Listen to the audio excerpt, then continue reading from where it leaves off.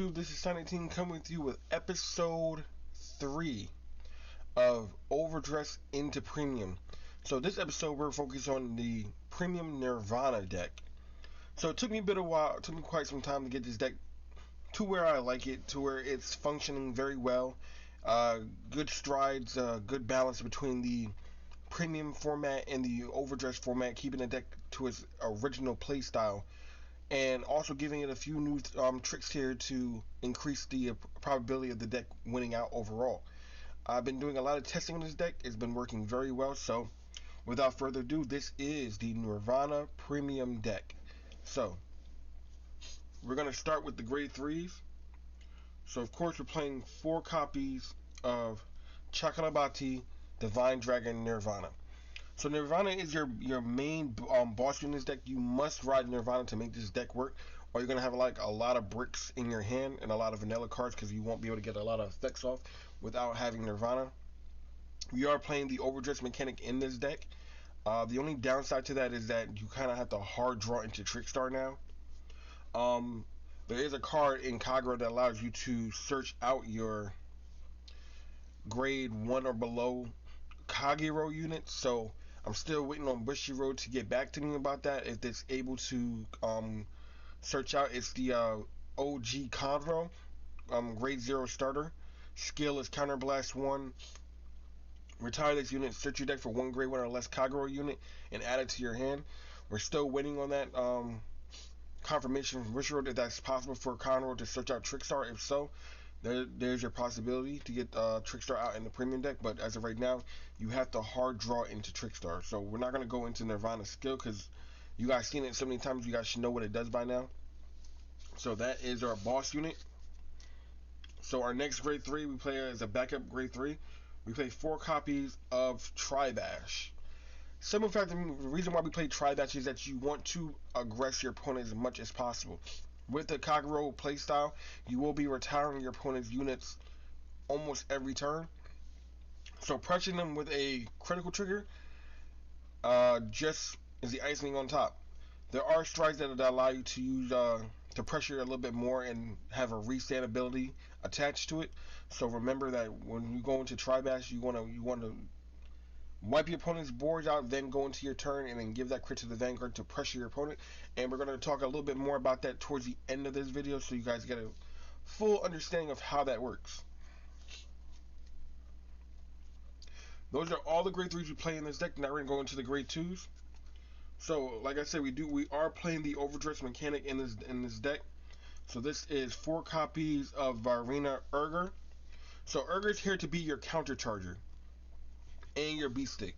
So Urger says that after a Trickstar attacked your opponent's Vanguard, you can Soul Blast 2, ride this unit as Overdress on top of Trickstar as stand, and if you did so, counter charge 1.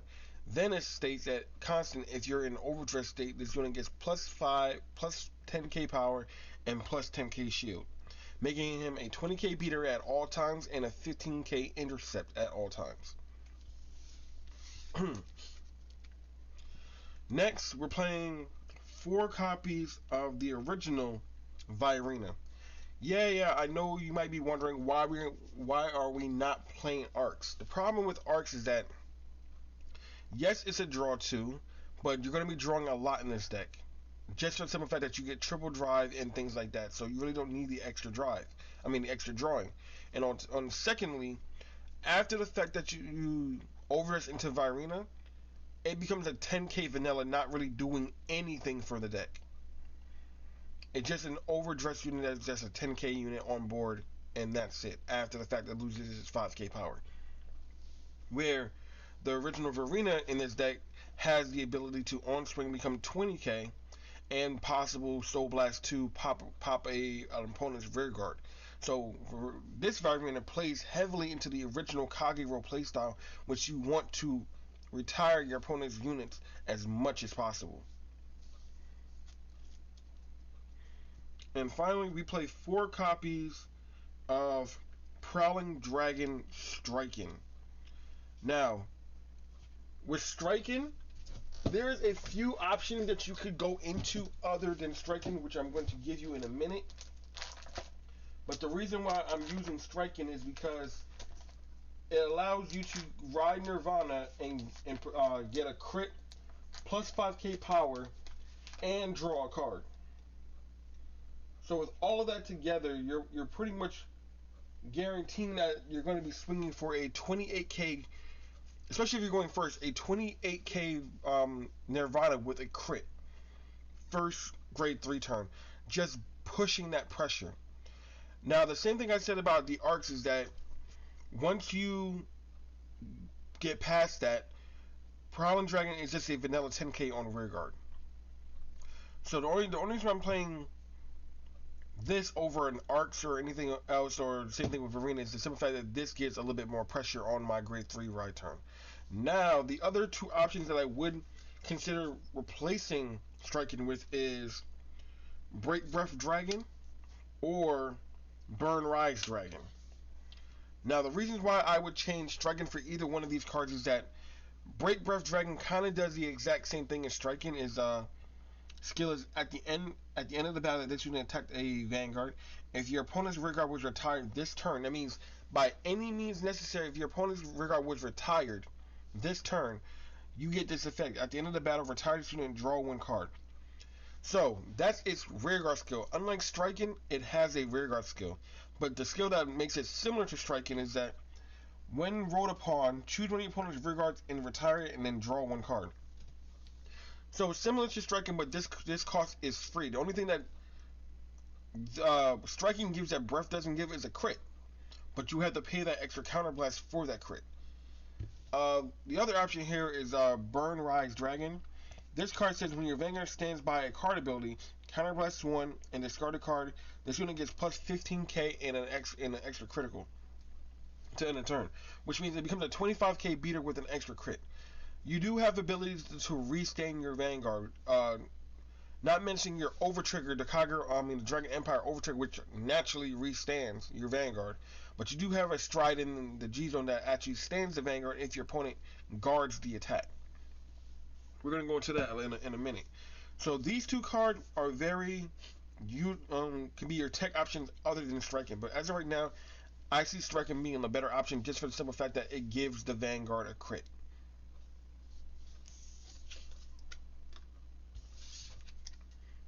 Okay, those are all the grade 2s. Now we're going to go into the grade 1s.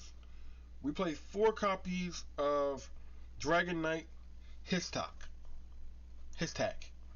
So Histak here is our primary grade 1 ride target. That's why we're running 4 copies of him. So Histak says, when placed, counterblast 1, still blast 1, draw a card, choose one of your opponent's rear guards in the back row and retire it. So you kind of getting to see what I'm trying to say. We do a lot of drawing in this deck. That's another reason why we don't need to play arcs. There are cards that allow you to draw. But the main reason why the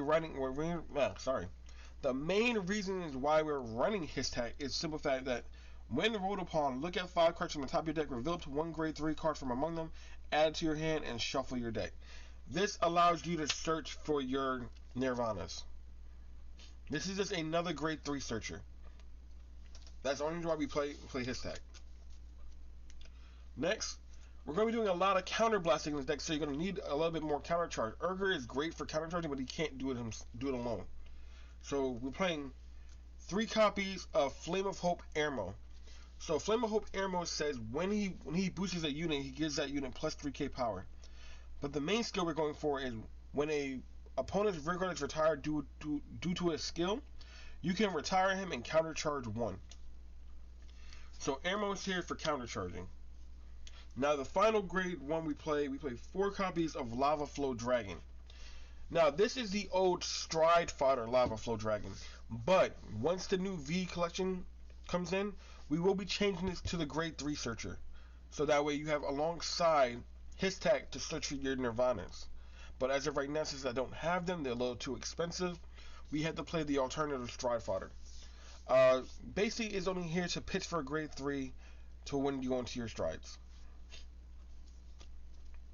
So we're going to clean up here. That is almost the entirety of the main deck. We're going to go into the grade 0s in a minute and go from there. So, grade 0s. We're starting with our starter, which is Lava Runner Undu. Next, we play 3 copies of Trickstar. Now, you cannot have Overdress units without Trickstar. Unlike the Overdress deck where you had skills to search out Trickstar, you don't have them in this deck because we're not playing any of the Blaze meetings. So, you either have to hard draw into Trickstar, which isn't too hard because you have a bunch of cards that help you draw, or like I said earlier in the video, when I get confirmation back from Bushiroad whether that Dragon Soldier Conroe has the ability to search out Trickstar, you can change Undu for Conroe. That way you basically have a 4th Trickstar, and that way you're able to search him out. We play the 1 Dragon Empire Over Trigger. This card states when you trigger it as a drive check, you're able to stand your Vanguard. So a lot of cards are asking for your Vanguard to stand, or just some effect of your Vanguard standing, you're getting more draw power because you'll be able to do your triple drive again or your twin drive again. So can't really beat that. Next, we play 4 Blaze Maiden Pyram. This is the front trigger, 20k shield front trigger. I do want to change this trigger out for the Into Soul plus 10k draw 1 critical triggers from the premium collection. It's just again, for some reason, very Kagero units are so much money these days. It's kind of hard to get my hands on them. So when I'm able to, that's what I will change out for this. But for right now, this is a very good defensive choice. But I would change those for the Insole plus 10k power and draw 1 effect. To that, I'm also playing 4 copies of Blaze Maiden Zoni. Zoni is another card that I will switch out for the Stride crits from Premium Collection. So you really won't be playing you really will not be playing that much of the Blaze Maiden package for trigger effects. You basically want to go for the Premium Collection crits. But the card that would be staying for the Blaze Maiden package is 4 copies of Blaze Maiden Rona. This is the Blaze Maiden heal trigger. I just think it works better for the aesthetic of the deck. You could go for the new grade 3 heal triggers or the utility heal triggers, but I just like this for the aesthetic. And finally, we play 4 draw perfect guards.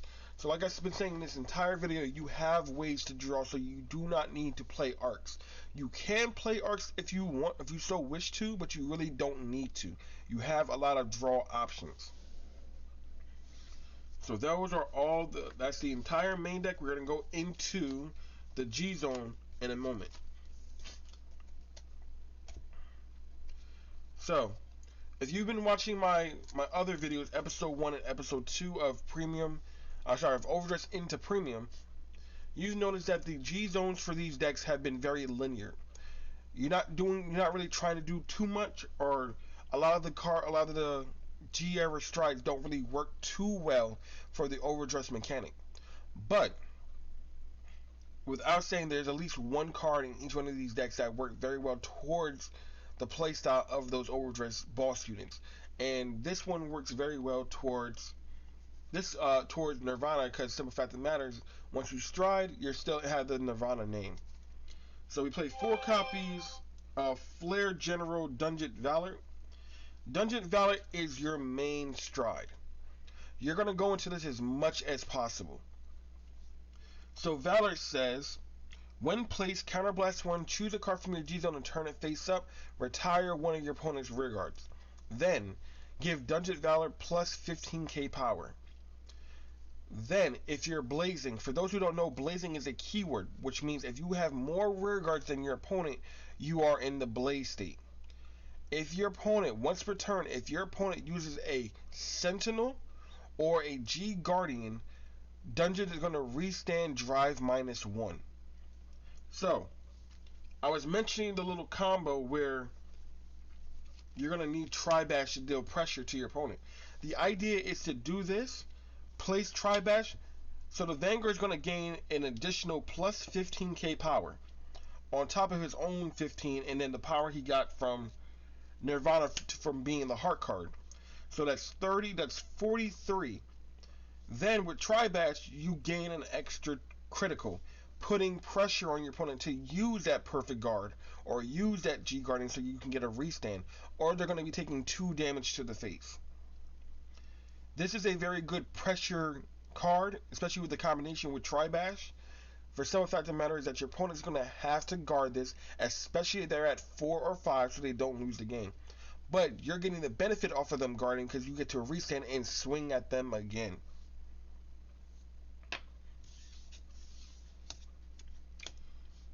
So, as I said, Valor needs a card to flip over. So we're playing 4 copies of Supreme Heavenly Emperor Dragon, a card Grave Dragon. So a card is only here to be flip fodder. We are never really going to go into a card for any reason other than you don't have any other stride, which I don't understand why. But a card here is just to be flipped by Valor. So just so you guys know, his skill is act once per turn, counterblast 1. Choose a card face down in your G zone and turn it face up. Until the end of turn, this unit gets this ability. If this unit is blazing, when this unit will attack, choose one of your opponent's rear guards and retire it. So it's not that great of a card. It only retires 1 unit, doesn't give you any power or anything else like that. It's just here to be flipped. So you know that you're doing a lot of counterblasting. Let's say your opponent decides not to give you any counterblast. That's why we played 2 copies of Flare Emperor Dragon King Root Flare Dragon. So Root Flare Dragon, again, is only here if your opponent gives you no counterblast or you don't have any way to countercharge.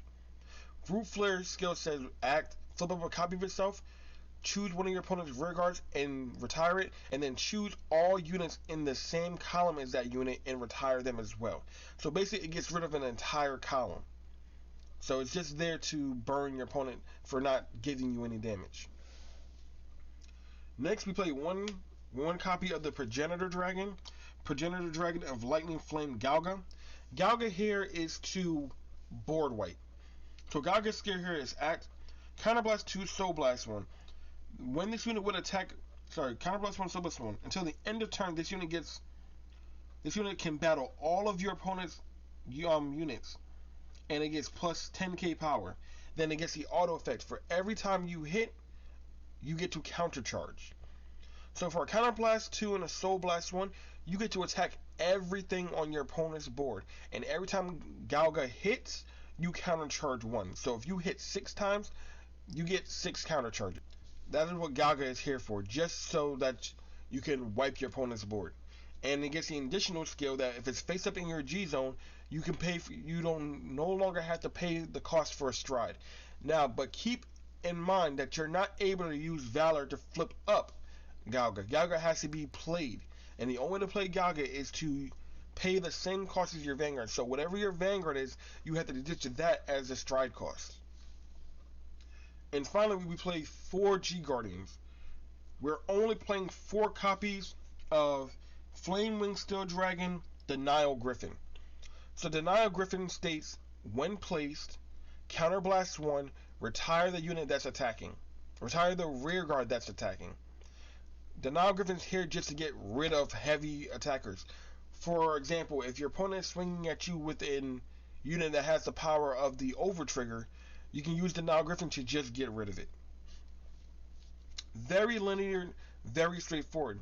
You may notice there are only 15 units here. The last card is for your Xeroth Dragon. I don't have a copy of it, but if you're able to get your hands on one, that is your 16th spot. So now we're going to go into a bit of a play here and show you what this deck can do. We're not going to do a full hand test or anything like that. Just going to go right into the stride part of the example, and then we'll show you what the deck is capable of. Alright, we're back. So this is an example of what you can do with this deck. Let's say, for example, this is the current board state that you're at, and this is your hand, and you're about to go into your stride turn. So you would pitch Lava Flow Dragon for the cost of a stride. You would go into Dungeon skill. Counterblast 1, flip up a card face up in your G zone. Retire one of your opponent's rear guards. Let's say, for example, your opponent only had 3 rear guards. So, you retire one of your opponent's rear guards, now they're at 2. You're at 3. Your vanguard is considered blazing. Then you would just go into your normal plays. So then, for example, I would call skill, counter blast 1, soul blast 1, draw a card, retire another one of my opponent's rear guards in the back row, if they had one. Then I would just go into my plays. And then, due to the fact that we use Valor skill, Valor got plus 15k power in addition to that. So what I would do from here, I would go attack for 13, right? Now we did retire and we did not use air mode skill, and that's for a reason, because we want this attack to be able to hit your opponent's vanguard. So attack for 13, skill from the hand, soul blast 2, overdress Urger from the hand, Urger skill, counter charge 1, skill of Urger, give it plus 10k power.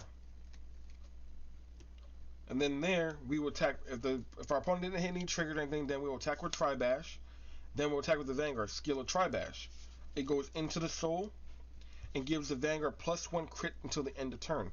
So now you're swinging at your opponent for 43. 43 plus 8 is 51, 2 damage. So let's say your opponent's at 4 damage and they don't want to take the hit. They perfect guard. You perform your triple drive first. First check. Second check, heal trigger. Let's say we give all those effects to Urger. And final check, no trigger. Skill of Valor.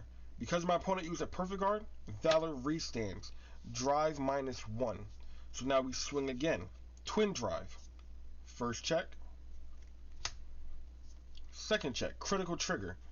Let's say your opponent uses a perfect guard again. Give all effects to Urger. So now Urger is swinging for plus 30.